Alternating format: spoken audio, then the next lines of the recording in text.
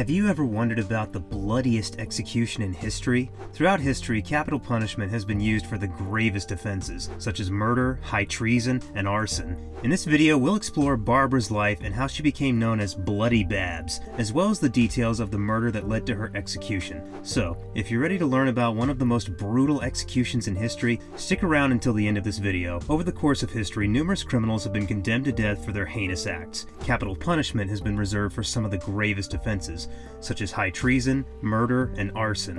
While some countries still employ the death penalty today, it remains a subject of debate and controversy. In 1955, a woman by the name of Barbara Bonnywood Graham, also known as Bloody Babs, faced the ultimate sentence in San Quentin for her involvement in the murder of an elderly widow. Although she was not the sole perpetrator of the crime, she became the third woman in California to be executed by gas, an uncommon method of capital punishment. Barbara Graham, originally named Barbara Elaine Ford, was born on June 26, 1923. Her mother struggled to make ends meet, and when Barbara was 2, her mother was arrested and sent to a reform school. Barbara was placed in foster care, where she claimed to have suffered mistreatment and physical abuse. When her mother was released at the age of 21, she refused to take Barbara in, and she was left to be raised by strangers and extended family members, moving from one home to another. Despite being a clever and intelligent young woman, she lacked formal education and was arrested for vagrancy as a teenager. She served time at the same reformatory school for girls where her mother had been held in 1939. Upon release, she married a U.S. Coast Guard guardsman named Harry Kilharma and started studying at a business college. However, their marriage ended in divorce 3 years later, and Kilharma was awarded custody of their 2 children. Barbara then married twice more but struggled to settle into a traditional life. She turned to prostitution, following in her mother's footsteps, and worked as a seagull during World War II, visiting men based on naval bases in different areas such as Long Beach and San Diego. She was arrested for her work at the age of 22 and was noted for her striking red hair and good looks. She also worked in a brothel owned by a woman named Sally Stanford and became involved in gambling and selling narcotics. She developed close relationships with career criminals and was imprisoned for perjury after giving a false alibi for 2 criminal friends. After her release, Barbara moved to Reno, Nevada, where she worked in a hospital as a waitress, seemingly turning her life around. However, she later boarded a bus for Los Angeles and returned to her old ways of working illegally. Barbara Graham married Henry Graham, a bartender from one of the bars she frequented, in 1953. Together they had a child named Tommy.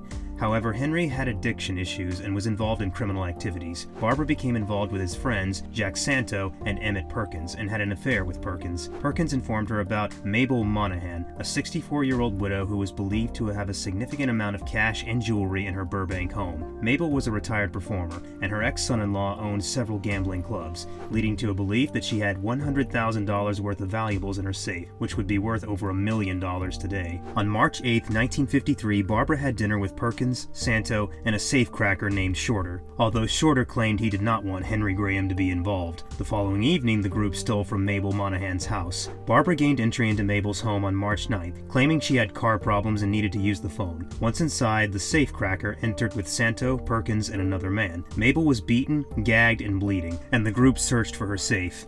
Barbara handed a gun to Perkins and demanded that he knock Mabel out, but Mabel was having difficulty breathing because of the gag. Barbara then began violently beating Mabel. The group left, assuming Mabel was dead, but she was discovered dead by her gardener 2 days later. Despite there being substantial wealth in the house, the group took nothing of value. 5 members, including Shorter, were arrested and accused of the murder. Shorter turned to state's evidence, fearing execution, and revealed details about the murder and robbery. Santo and Perkins later kidnapped and murdered Shorter. Barbara, known as Bloody Babs, was linked to the crime, and although she had no alibi, she accepted an offer from an inmate to provide a false one, who was working to reduce her sentence. Barbara was brought to trial and subsequently convicted of murder, along with Santo and Perkins. As a result, all 3 of them were sentenced to death. Although Barbara appealed her sentence, there was a chance that it could fail. Eventually, on June 2, 1955, Barbara was transferred to San Quentin State Prison, where she awaited her execution. The day before her scheduled execution, which was to take place via the gas chamber, a method that is no longer commonly used in America, Barbara was given a short stay of execution for 45 minutes. Her execution was rescheduled to take place at 11:30 a.m. instead of the originally scheduled time of 10 a.m.